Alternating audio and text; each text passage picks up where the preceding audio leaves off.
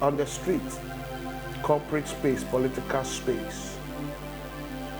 There is a contest for supremacy, not only in the physical realm, but everyone believes that the stronger your God, the greater your advantage of ruling over others, being promoted over others, being advantage over others.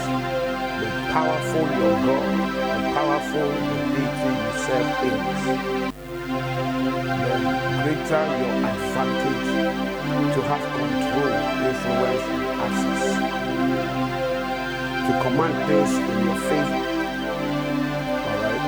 So if we believe that we serve the supreme being, the Most High, then we should have power in Him to enjoy and to have advantage in life.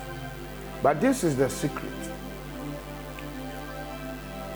How much access you have to your God or the deity you serve does not always depend on the power of the deity, but your faith in that power, your faith in His power, your faith in His authority, your faith in His supremacy, your faith in His faithfulness, your faith in His strength. The more your faith, the greater your access to Him.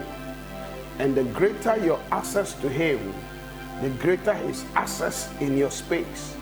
And the greater His access in your space, the greater advantage, control, and influence you have. So it is very, very important for us to know that anytime we are called onto a platform of faith, to build our faith, to activate our faith, to rekindle our faith, to revive our faith, to learn about faith, to gain knowledge about faith, and to know how to apply faith, it will be one of the greatest advantage we can get in life. Because a place where you gain understanding to assess supremacy is a place that you must live, walk, have your being, and die there. So I have resolved in my life that I will live in the realm and the space and the premises of faith forever. I can't compete with those with all the powerful certificates. I will not have them. I can't compete with all those with powerful and prosperous backgrounds. I didn't have it. I can't compete with all the people with powerful political, social, and academic connections. I can't compete with them. Can't compete with people with absolute, undisputable academic intelligence and acumen. I can't compete with them. But there is a place I can push myself in if I have divine wisdom and spiritual intelligence. There is a place I can push myself to, which is the realm of faith. And God will give me control, influence, access, power over all the people who operate in those realms. If I can operate the power of God to heal the sick, the president will need a healing. The king will need a healing. The lawyer will need a healing. The teacher will need a healing. You will need a healing. How many of us here need this healing? If I can operate faith, if you can operate faith in the area of business, you will come to realize that even if you have the academic knowledge about business, you will still be advantaged over people who even have higher qualification in the area of business than you. Because it is the blessings of God that make him rich and add no sorrow. The place of knowledge cannot be underplayed. The place of education cannot be underplayed. But there comes a time, if you want supremacy, you come to realize that it is not by might and it is not by power, but by the Spirit of God. You understand? So there are people who have higher education, but they have came to realize that, Charlie, there are other people with the same qualification, more intelligent than me. Let me join a brotherhood. Let me consult this medium. Let me go into enchantment.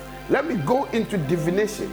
Let me have a spiritual force that will boost my natural and my physical abilities. Let me have a supernatural force that will give a boost,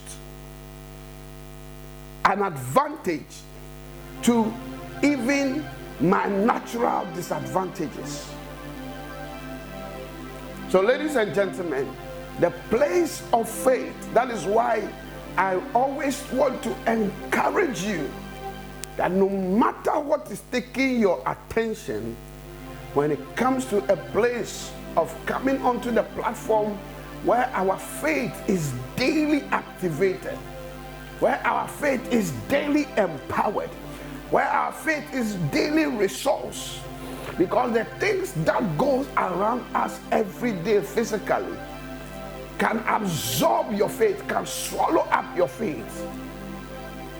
But if you get it activated, renew, refresh on a daily basis, by listening to instructions like this, by reading your Bible, by doing your devotion, by meditating on some of these things we say, anytime you join Activating Faith, take a notebook, do some recording, because some of these messages and some of the things we teach here, you will never hear them in church.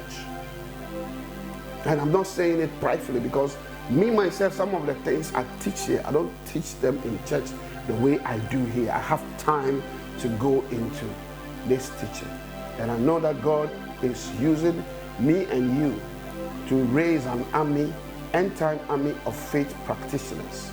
And I want you to join me in the recruitment of people to the place and to the platform and into the army of faith practitioners.